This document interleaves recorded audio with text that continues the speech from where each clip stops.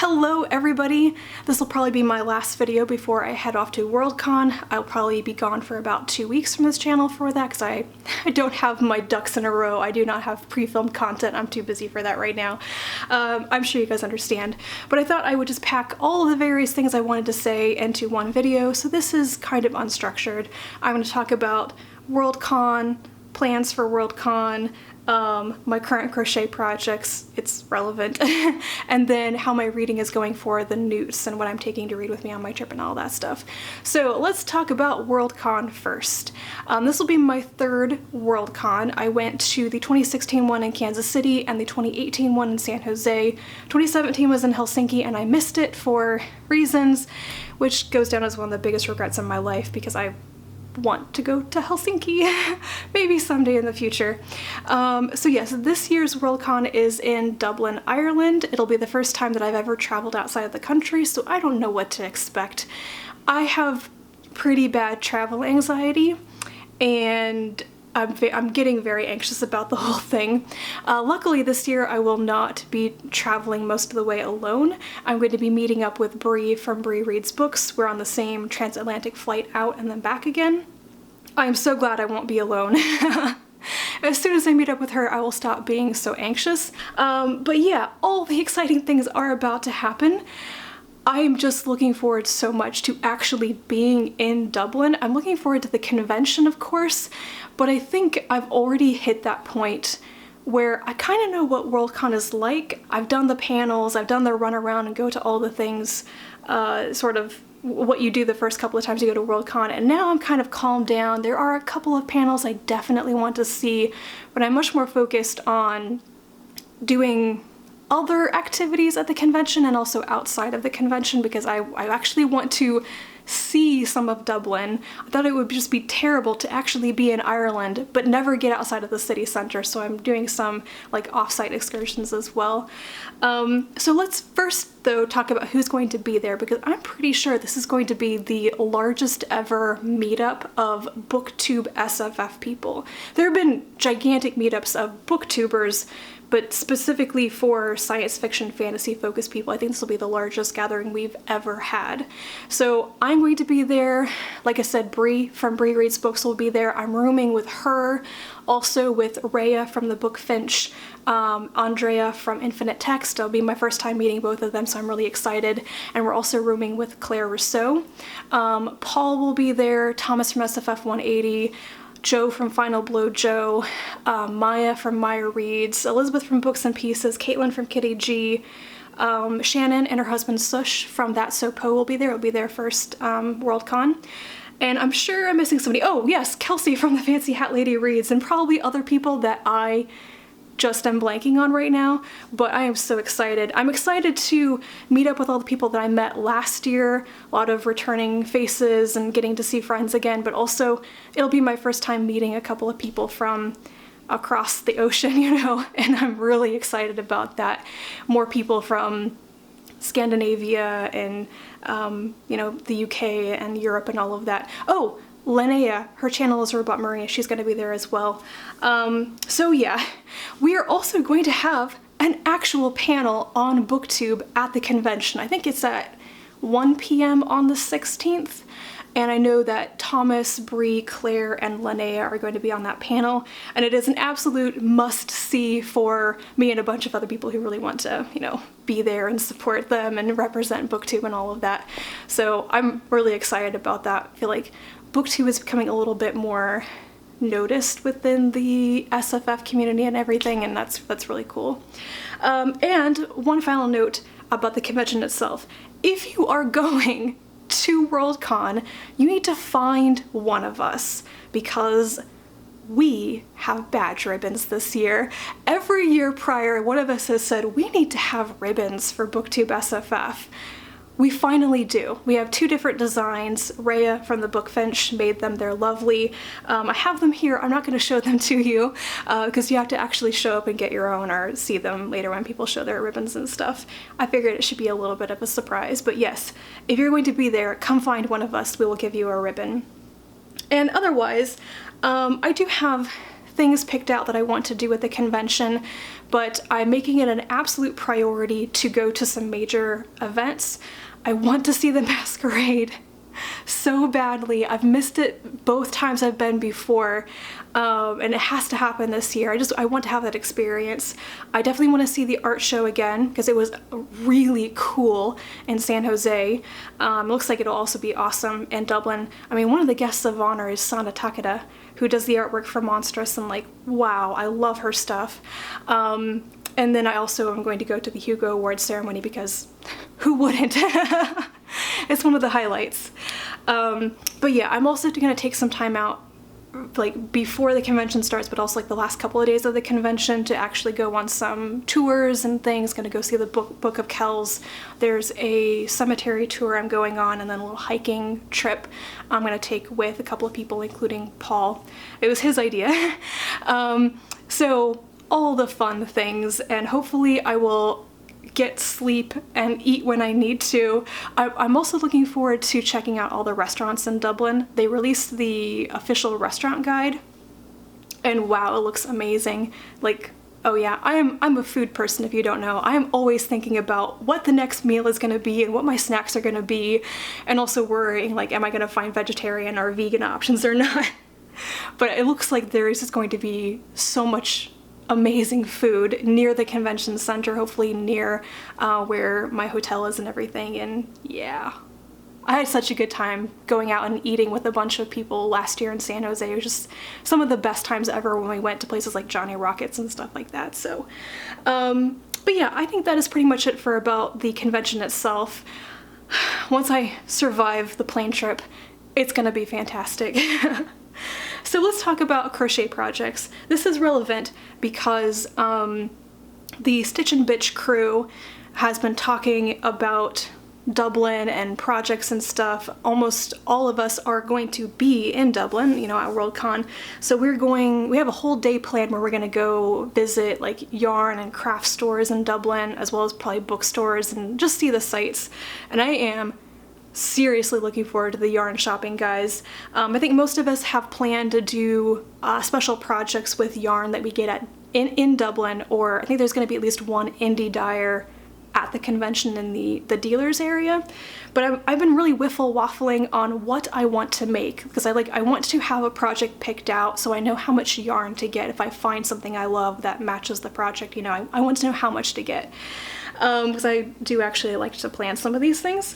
So I had something picked out and I decided not to do that. I wanted to do more like practical clothing because I've suddenly been very taken with the idea of doing sweaters.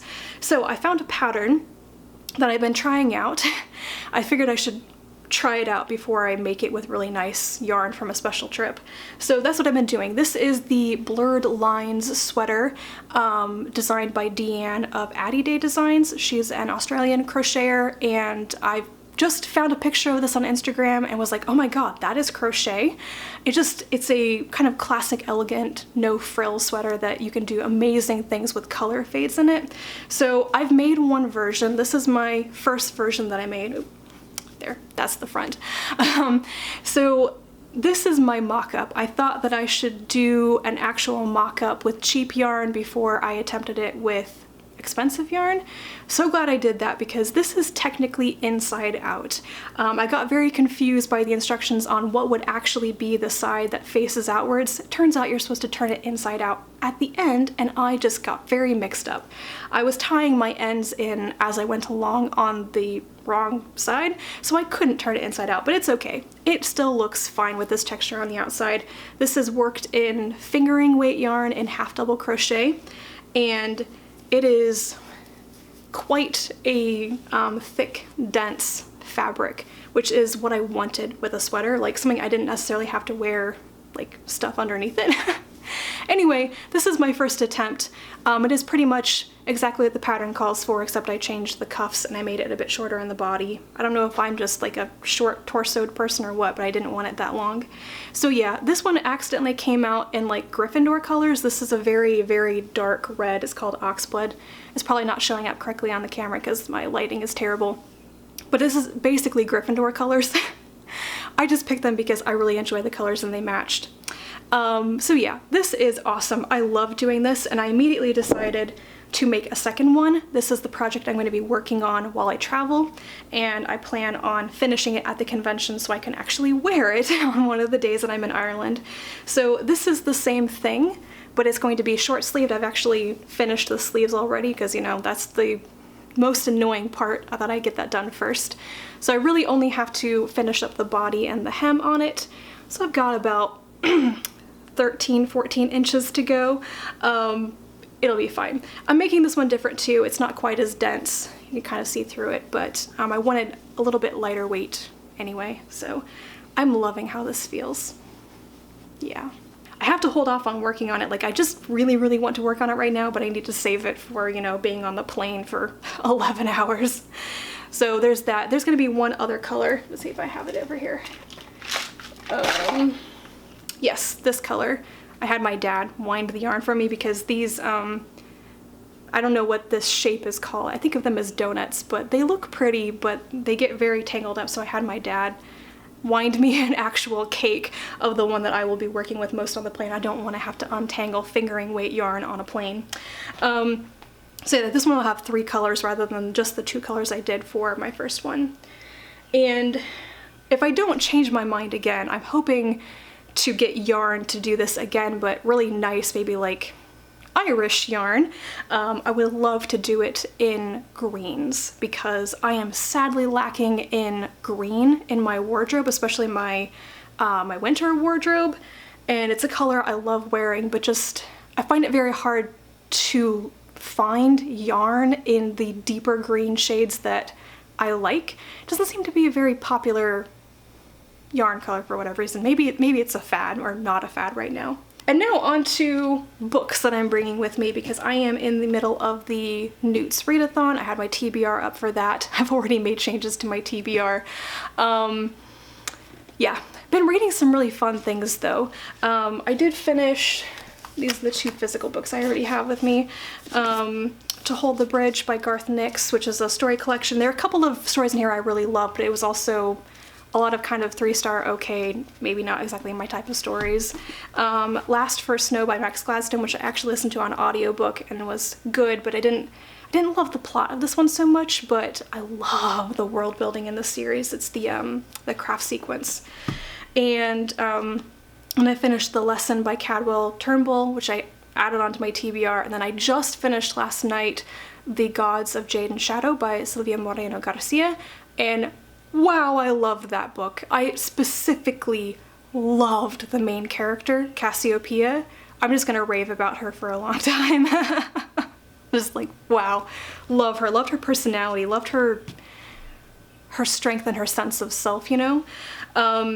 So I am planning on taking most things on my Kindle for the readathon. I put a lot of ebooks on my TBR specifically so that I wouldn't have to bring lots of physical books with me if I wanted to continue reading for the NEWTs while I was gone.